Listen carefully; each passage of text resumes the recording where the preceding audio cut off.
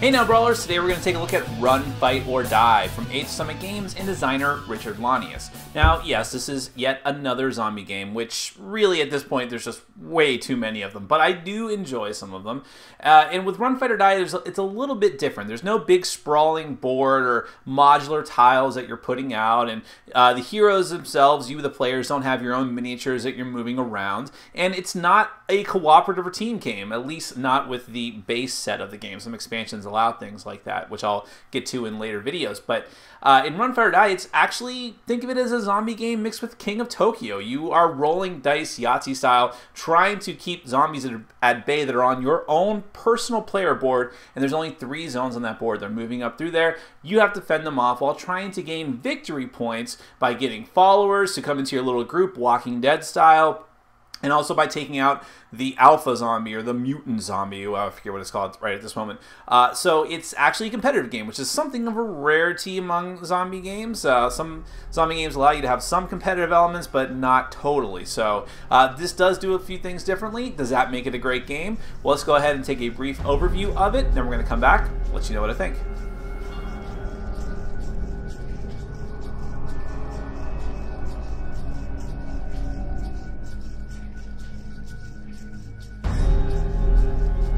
Okay, I'm going to give you a brief overview of Run, Fight, or Die. This is a competitive game for 2 to 4 players. However, there's also a solo mode available, and with future expansions, it can become a cooperative game or allow for up to 6 players. But this is just the base game we're going to talk about, so it's 2 to 4 players competitive. The theme of the game is that you're in the middle of a zombie apocalypse, and you are the leader of a group of survivors, and you have to get strong enough in order to survive and escape to the outskirts of town. Mechanically speaking, you are trying to win the game by having the most victory points when one of the end game conditions is met. Now, the different end game conditions are, in the middle of this deck of cards called the location deck, you're going to have one card called the town line card. It'll give you the different conditions here, according to the number of players, how many followers all the players put together must have amongst themselves in order for the game to end, in order for one of the end game triggers to kick off. So if there's a 4-player game, if you draw this card from the location deck, whenever anyone does, and you happen to have 11 followers, that'll trigger the end of the game. If that's not the case when you draw this card, you shuffle it back in, everyone gets to get rid of the zombie, then the game continues until either this comes up again and you do meet the condition, or another trigger is met. The other triggers are if one player dies. First off, that player is completely out of the running for actually winning the game, but at that point you trigger the end of the game, everyone adds up their points. If one player gets 5 followers for themselves, they can declare the end of the game, which is to say that everyone gets another turn, including the player who declared it, and then you're going to add up all of your points. And also, if you take out the alpha zombie, not just take out the alpha zombie, but get rid of all of his victory points slash health markers here in the center of the table. Once all those are gone and distributed amongst all the players, that will be an end game trigger as well. Now at this point I'll point out that the base game without any kind of accoutrement is going to have just this representing the alpha zombie, or the mutant zombie, excuse me. But if you are, I think only the Kickstarter backers got this, which is the mutant zombie giant miniature. This might be available later day too, I'm just not entirely sure how. But it certainly looks cool to keep out there. Now, when I say points, there's 2 major ways you're going to get points. One is that each of your, you start off the game with the character, you're the leader of a group of survivors, and you have hit points up here at the top. Any remaining hit points that you have from your max are going to count as points at the end of the game. But also, like I said before, if the mutant zombie comes out and you manage to damage him, you'll take one of his hit point counters as a victory point. And finally, your followers themselves will count as points. So if you gain followers from the follower deck, up in the top corner of the card, you are going to have a number. That's how many points they're worth if they're in your tag-along group of followers at the end of the game, whenever that end game is triggered. Now, the actual turn-to-turn gameplay. Well, first off, everyone's going to start off with one of these boards that has, all the boards are the same, and there's 3 different zones. There's Zone 1, Zone 2, and Zone 3. The lower the number, the closer they are to you. Hence, you put your character board at the bottom of the card. You start off with 4, 3, and 2 zombies in each of these zones. These are just walker zombies. They come in male and female versions. So there's a male version. There's a male version. And all the walkers in the base game act the same. Other expansions have different types of zombies that have different types of abilities. But Regardless, on your turn, you have 5 dice that you're going to roll. I'm sorry, 6 dice. 5 of the dice are exactly the same. They are these white dice here. They have the same 6 faces on them. One of the die, it's kind of hard to tell, but it's gray. It looks a little bit different in color. It also has different faces than the other die. But you're going to roll all 6 of these die together, and then the first thing you're going to do is look at that gray die, which is called the event die. And that's going to tell you some random event that's going to happen. Now on this board here, it's a little cheat sheet that'll tell you what actually all these different events do. So for instance, if you come up with the all quiet face, which would be this one here, then you don't have to add zombies at the end of your turn, which is the last phase every player has to do on their turn. If you do the ambush, you have to take a wound.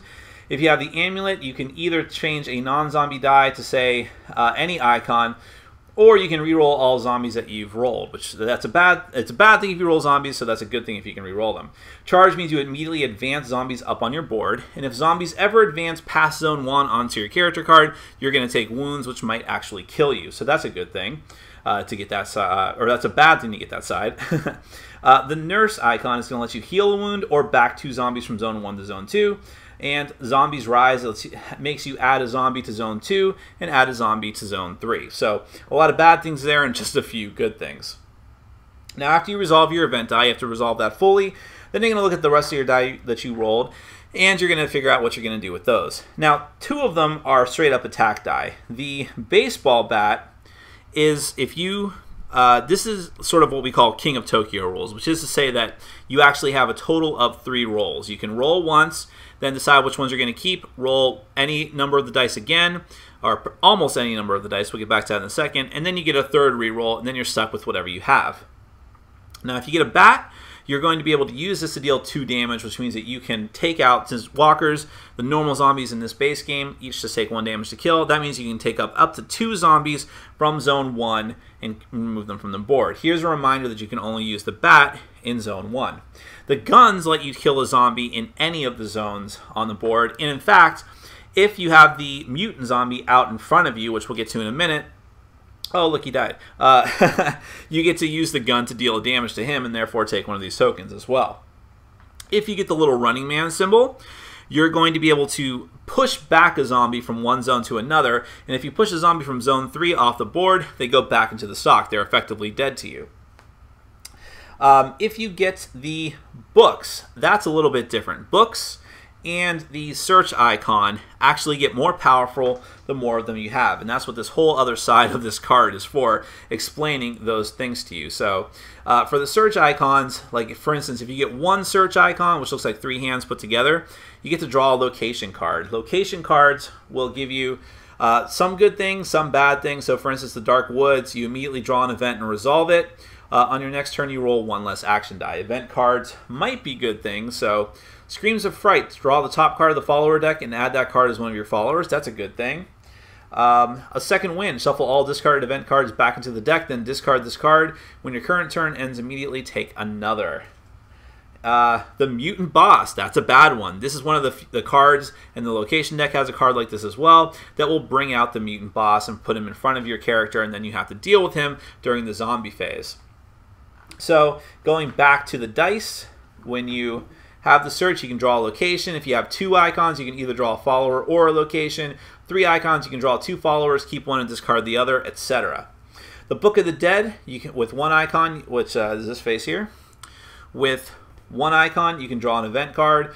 If you have 2 of them, you can either draw a location card or draw a loot card or heal a wound. With 3 of them, you can either draw a follower, clear any zone of all zombies, and draw an event card or heal 2 wounds, etc. So the more of them you get, the more powerful it gets, the more options that you have. Let's go ahead and take a look at the follower cards since we just kind of mentioned them there. So we took a look at this before. Up in the top corner is the amount of victory points they're worth at the end of the game. Down here, if you ever see a green little zombie symbol there, that means it's a good ability. So Unnoticed Smart Girl says she knows a safe place. When you draw a location card, you can draw 2 and keep 1, discarding the other. Now here's another one. Now you'll notice that some of them have variable amounts of victory points. Usually the lower the amount of victory points, the better the ability is. The higher the amount of victory points, there's usually not as good an ability or actually a bad ability, a penalty. So the bowler actually, if you would ever take so many wounds that you're going to die from zombies advancing from zone 1 onto your board, you actually get to roll 5 action dice and remove zombies for every zombie face that you roll. Let's find one with a penalty. So, a lot of good ones here. Here's one. The Old Maid. The Old Maid is worth 4 victory points, but she has a penalty, which is that red symbol here. She slows you down and keeps offering you hard candy. Each turn you must spend an action die with a run icon to keep her moving. If you do not, at the end of the turn she gets bitten and she enters your zone at your zone 1 as a zombie. So she's worth a lot of victory points, but she's kind of hard to keep in your stack of stuff there. So that's followers. There's some other cards we'll get back to in a minute. For the other faces of the die, if you roll the zombie face, that is the one bad side of these dice that you really do not want to get. First and foremost, unless you have a special ability, if you roll a zombie die, they're going to get locked, which means you won't be able to re-roll them for your second and third roll. And on top of that, at the end of the phase, at the end of your turn, you have to add zombies onto the board. For every zombie icon that you were forced to keep, you have to add extra zombies to the board. So that's always a bad thing. But in any case, you're going to roll all of your dice, resolve the event die, keep whatever ones you have left after 3 rolls. You're going to resolve all of those in the order of your choosing, mostly killing zombies, hopefully, and whatnot, or perhaps drawing more location cards. There's also loot cards, which are going to give you special abilities, like the binoculars. This is going to let you change some of the icons on your dice. You have the Molotov cocktail, which I think every zombie game has. You can discard it to do 5 damage to zombies in zone 2, or do 2 damage to the mutant boss, which is going to give you more victory point tokens, and so on. Now, once you get done resolving all of your dice, drawing any cards that you might have to draw, I'm sorry, let me go back 1 second. If you get stuck with the zombie sides of the dice, you do have one option to get rid of them other than player special abilities. You can choose to draw a fleeing card and therefore re-roll, assuming you have re-rolls left, you can choose to re-roll the zombie-sided dice. Now, the thing about fleeing cards is that they will usually add 3 zombies to your zone 3. And they might also do some other negative things as well. So add 2 zombies to zone 3, awaken the mutant boss, there you go, discard all of your loot. So it's usually something very bad because you're running away from zombies in a hurry, but if you really need to re-roll dice in order to get some combo you're working out and whatnot, that might be something that you have to do, and that's an option that you have. In any event, when you get to the end of turn, at that point you have to worry about the zombies. So you're going to advance all of your zombies 1 zone. In every zone, they all advance 1. And like I said before, if they advance onto your character board, you're going to take a point of damage for every zombie that goes past, and then those zombies get removed and get put back in the stock. Then you're going to actually add zombies into zone 3. The normal standard number that you're going to add is 3 into zone 3, but like I said, if you were forced to keep zombie icons, you're going to have to add more there. And then, assuming you're still alive, then the gameplay is going to pass to the next player, and they'll roll all 6 of the dice. You also have a black die here, which is a bonus die, which some followers or other special abilities may grant you, and they are the same as the other white dice, including the zombie icon. So they're not necessarily a great thing, but always having more dice is generally a good thing. Now, the thing about this, let's talk about the mutant boss. Now, when a card forces a mutant boss to come out, they're going to sit in front of your character board there, and then during the zombie advance phase, he's going to attack. The way he attacks is you have to draw one of these mutant cards and do whatever it says. Horrific regeneration. If he did not attack the mutant boss this turn, he gains 2 wound tokens. That means that he's harder to kill, but it also means that there's more victory point tokens to gain, so that's one thing to keep in mind. But another example would be, it's the same one, radiation attack, take a wound. So that's bad. Command Zombie Frenzy. Add 2 zombies to your zone 3. Every other player adds 1 zombie to their zone 3. So usually not a good idea to incur the wrath of the mutant boss, but after you resolve all of your zombies, including the mutant boss, he's going to pass to the next player. That gives every player a chance to both take his negative effect, but also hit him in order to get more victory point tokens. Now at this point, the last thing I want to talk about is just the player abilities. Now every player board, I think the game comes with 6 of them, is going to be different. You'll have your hit points over here in the corner. Most characters are 5, a couple of characters have more than that. And every character has their own special ability, 2 of them actually. Their standard ability, so for instance, the Sweet Prom Girl is always on whenever it applies. So Look of Innocence, once per turn, when you draw an event card, you may discard the first card and redraw, keeping the second card. The Sweet Kid says that at the start of your turn, prior to rolling dice, you can move back... Street Kid, sorry. At the start of your turn, prior to rolling dice, move back 1 zombie from Zone 1 to Zone 2. The Army Vet, Calm Under Pressure, you have 1 additional reroll per turn. In the Outdoorsman, you may heal 1 point of damage upon drawing an outdoor location card like the Old Bridge, Town Line, Dark Woods, etc. Now, every character also has a dice combo bonus. This is, if this particular allotment of dice ever comes up, you get this bonus. So it says, when you roll this exact combo, 3 zombies and 2 bats, you ignore all dice icons and do 6 points of damage to any zombies in the zones of your choice. Let's go. The Army Vet, for 3 zombies, a book, and a runner. When rolling this combo, ignore the zombie icons and move all zombies in Zone 1 all the way back to Zone 3, and you still get to do those other 2 dice as well. So those are really hard to get just by aiming for them, but if they happen to happen, that can be a very good thing. It can give you a bit of an edge. And I skipped over a few things, but that's really the game. You're rolling dice, King of Tokyo style, trying to get the faces that you want, trying to constantly push back the zombie horde and possibly even the mutant boss in order to get victory points, survive long enough to get more and more followers, and hopefully you're going to have the most amount of victory points by the time one of the end game conditions is triggered. That is Run, Fight, or Die.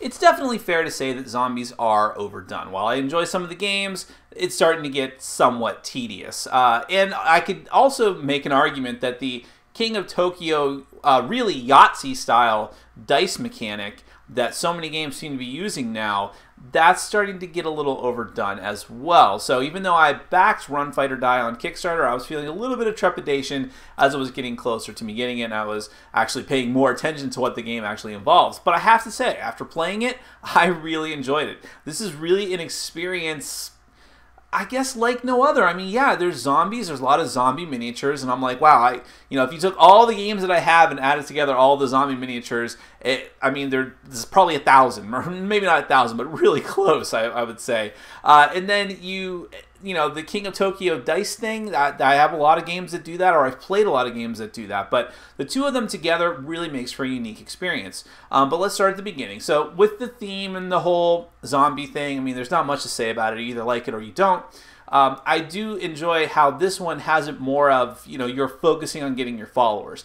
You look at a game like Zombicide, and even when you're doing the cooperative mode, which is what most of the game is, you're just you're the sole survivor, and you've hooked up with these other survivors who are out on their own, and now you're a team, right? So in this one, because of the competitive nature of it, you're just trying to gather survivors to you, and so it feels more, like I said in the beginning, like The Walking Dead, where you are trying to stay away from these other groups, or maybe even screw them over because you're all fighting for resources. So that's a neat little thing. As far as the components go, really, really high quality components, good quality boards. I like the dice. The dice look really cool. They made them engraved right off the bat, which is something that King of Tokyo didn't even do right off the bat.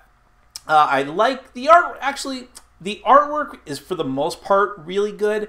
Some of it is a little bit uneven. It seems to be like some of it is like really good and really serious looking art. Some of it is like really wacky, like the Waitress art.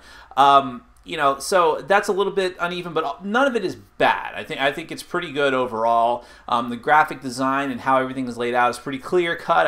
We never had any issues reading anything. The rule book is pretty good. It's a relatively simple game. I would say that my biggest complaint is that there is one board that comes with the game that is a reference board for all of the players. On one side of it, it tells you what the event die does, and then it has a little breakdown of what the zombies phase is. And then on the other side, it tells you what you get for the follower sides of the dice and the Book of the Dead side of the dice. But there's only one of those boards, and even if So you have to constantly keep passing it around. But even on your own turn, you have to flip it back and forth to figure out what does what. So that was irritating. I know they were trying to keep costs down, but I would have rather not even had a thick cardboard stock board and have some just cheap sheets, cheap cardboard sheets or cardstock sheets to pass around. Not as good a quality, but there's more of them. It would have been more convenient. That's my only gripe with the components. I wish they had done that, but everything else is solid. As for the gameplay, you know, it's a King of Tokyo thing, but it works, and there's so many things that you can do. This game feels more strategic than other games of its ilk, because you have, it really comes down to the Book of the Dead and the follower options. Having those two options and having them out there, deciding whether or not you're going to go for them or not is really a huge deal, especially since there's so many different things that you can do with those Book of the Dead options, because if you get 2 of them, that's completely different than getting 3. Do you just, I mean, is it even worth it to you to have one and just get an event card, which may not be that fantastic for you? What you really want are followers, but, you know, are you going to risk rolling for that when you could get a zombie icon, which is one of those phases of the die, even on the bonus die? So that's risky. And speaking of that, I like the whole fleeing mechanic. Do you, if you have to roll, if you roll a zombie and you have no other way to get rid of it from special powers, is it worth it for you to take a fleeing card, knowing that it's going to be probably worse than just taking that one zombie, but by rolling that die, are you going to be able to pull off something cool with the rest of your dice? That's the thing. I like that. I like that decision making. There is more decision making here. Speaking of the powers, I like all the variable player powers. I wish they were a little more distinct. I mean, you do have the combo powers though, but that doesn't come up too rarely. I think even the designer himself said you shouldn't like try to get your combo power, but if you get a poor roll, and because most of, I mean, all the powers that I remember seeing always required at least a couple of zombie phases. If you get a poor roll, if you think you can go for it, go for it. And I like having that option. So that's a neat thing. But I mean, even though the characters don't have a ton of unique powers, it is cool that they're different. Again, if I'm going to compare this game to King of Tokyo in some ways, the original edition of King of Tokyo, you were all the same. You just had different pictures. So at least this one's getting that right off the bat.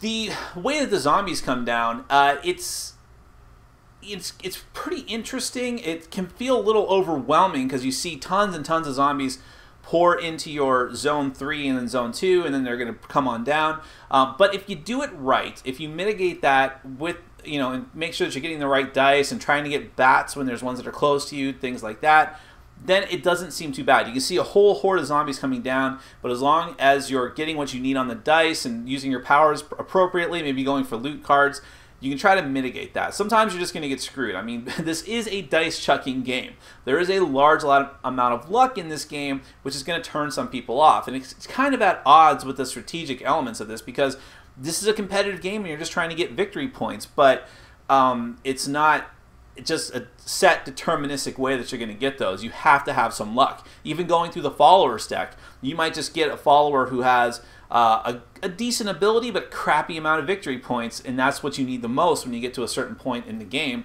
But then again, having cool abilities is good, so trying to balance those is a very interesting aspect of the game.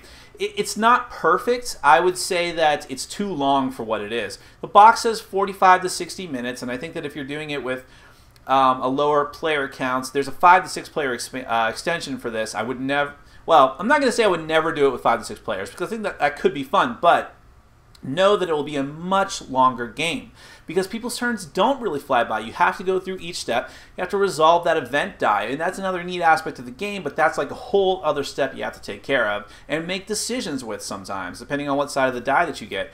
And then you have to go through rolling the dice, and you might get up to 3 rerolls, and then you know, and then you have to resolve moving the zombies, figuring out how you're going to deal with them if they have to come onto your card and you have to take damage if you can do anything about it.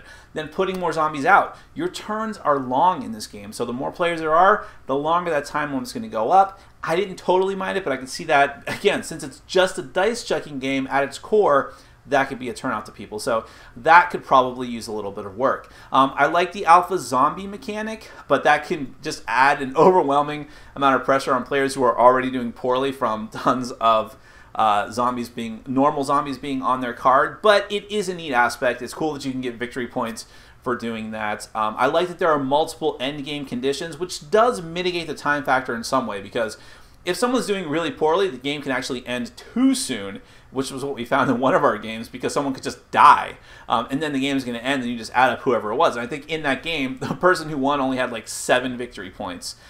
So you can have some low-scoring games because of that, but you also have the county line card and having the game end that way if everyone's got a certain amount of followers based on the number of players, and if you actually manage to kill the mutant zombie. That didn't happen in any of our games, but you know, or no, it's not if you kill the mutant zombie, it's if you run out, that's what it is. If you run out of the victory point tokens for the mutant zombie. So we did actually manage to kill him in more than one of our games, but we didn't actually manage to take every token out of the stock. So, but that's kind of what I like about this game. There's a lot of variability here. There's a lot of different things that could be going on, different ways to win. Well, you know, there's one way to win from victory points, but how you go about doing that, you know, that's up to you.